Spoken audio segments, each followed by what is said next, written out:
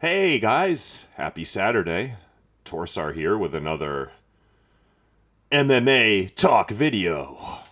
But seriously, I got my hoodie all pulled down low for this one, like I'm, out on the streets training for a boxing match, because what is going on in the NBA lately? Now, as long as no one gets hurt, I'm all for it, because, man, these topics are just so easy to make. I don't know what is going on with, the Orlando Magic and the Minnesota Timberwolves got into it last night. So let's just go there. If you guys didn't see what happened, let me just show you guys the video, all right? Oh, I got it muted. I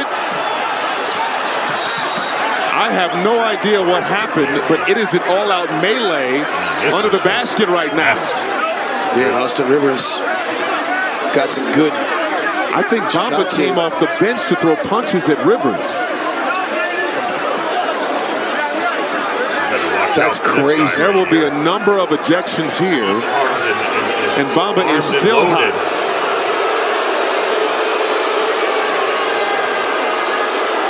I've never seen that before. Torian Prince is hot too, by the way.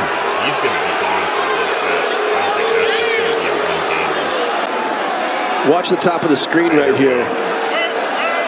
Austin Rivers down there on their bench. Wow.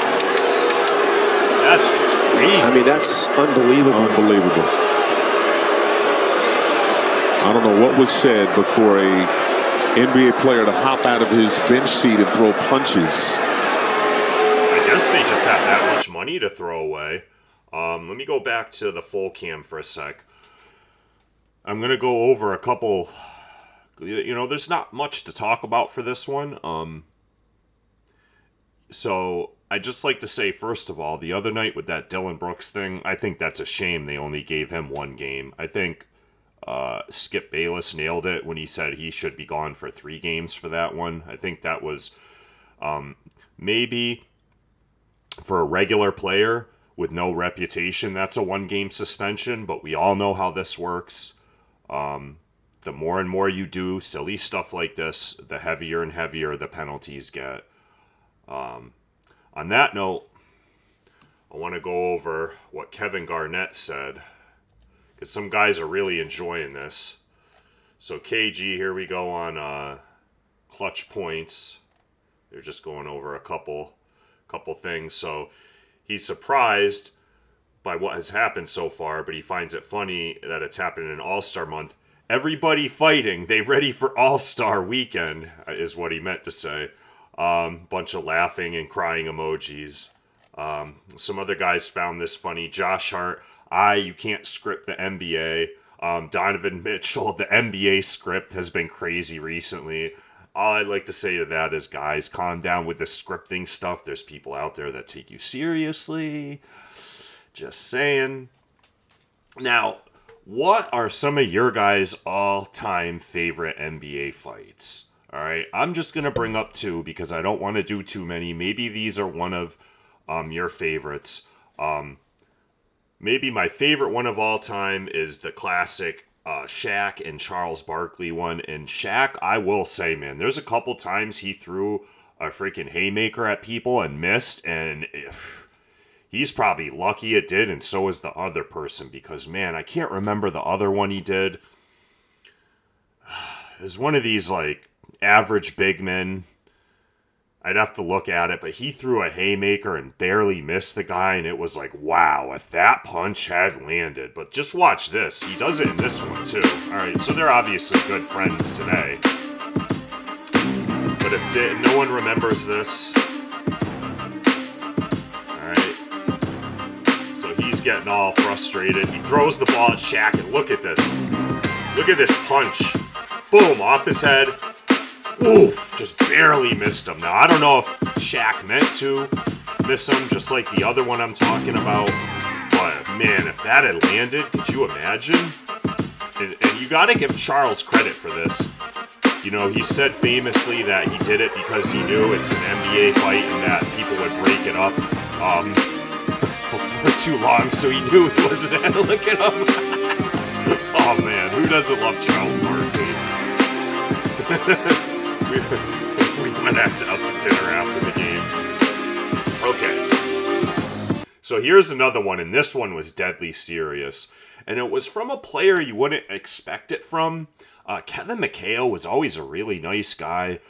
Back in the NBA in the 80s, they had enforcer positions. Even in the 90s, you had a guy like Anthony Mason on the Knicks, Charles Oakley, whatever team he was on. These were some guys, when they were on the court, you didn't want to mess with the superstar because you were going to have to deal with them. You weren't going to have to deal with the superstar, all right?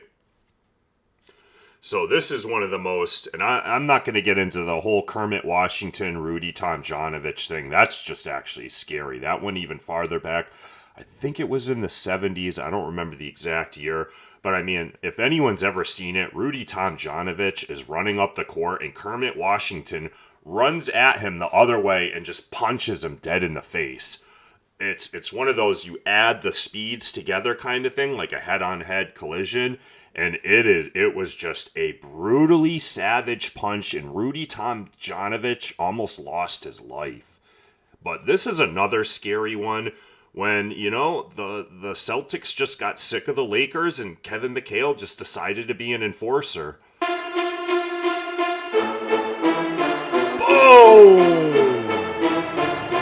Maybe they'll get a better angle.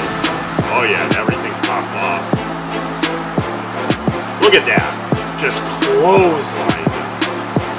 A straight clothesline. Even Larry Bird and Kurt Rambis was the goon of the Lakers. He had to step in, Larry Bird that is, and kind of calm him down. They were, even their own, Kevin McHale's own teammates were probably like, whoa, where did that come from, dude? And the crazy thing about that is that was a regular foul.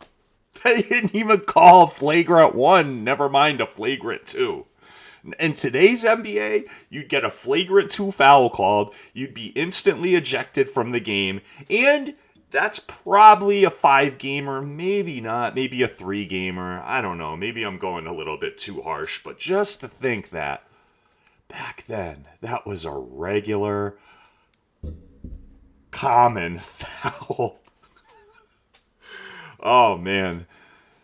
And people often think of, like, the 80s and 90s basketball. Like, the 90s basketball was the games that were, like, 80 to 90, Teams would win, like, 92 to 87. Dude, the 80s were high-flying, high-scoring. We're actually getting back to that now, but the 80s basketball, it was not the slow pace, D 'em up and all post and hog the shot clock. And no, it was not like the 90s ball. They only started doing that afterwards. The teams had to get really physical. The 80s basketball, it was great, man. It was high flying. I wish sometimes I had been a little bit older to have caught more of it, because I just caught pretty much like the mid 80s on, when I was a little kid. But anyway, keep this one short and sweet. What do you guys think about this? You guys just, itching to get to that All-Star break? Is this just spring fever? Are people getting cabin fever? You get low amount of sunlight. People start to get depressed this time of the year. Guys, gals, if you're having any trouble with that, please, you might think it's crazy. Go get yourself a good B vitamin, all right? Just go get yourself a good spread of B vitamins. I swear, if you are feeling depressed, hydrate, take those B vitamins. You can literally change your mood around in a day or two. All right, not giving medical advice, but it's worked for me before. If you're getting a lack of sunlight, this is what the sunlight supplies. Look into it, look it up. Hey, good vitamins for sunlight deficiency. Either way, please stay healthy. Till the next one, peace.